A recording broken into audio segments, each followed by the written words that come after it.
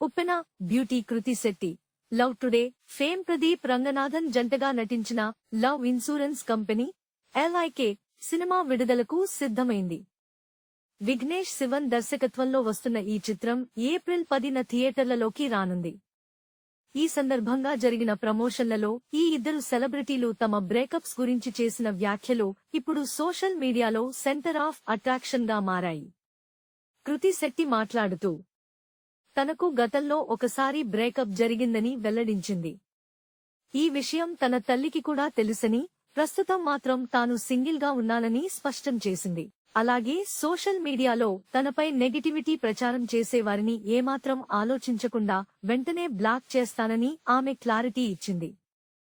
ప్రదీప్ రంగనాథన్ మాట్లాడుతూ తన లైఫ్లో ఒకటి కాదు, చాలా బ్రేకప్స్ జరిగాయని నవ్వుతూ చెప్పాడు.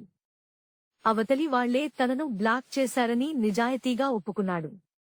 కాలేజీ రోజుల్లో అమ్మాయిల మెసేజ్లకు తాను చాట్ జీపీటీ కంటే వేగంగా రిప్లై ఇచ్చేవాడినని, అంతలా కష్టపడినా చివరకు సింగిల్ గానే మిగిలిపోయానని సరదాగా వ్యాఖ్యానించాడు.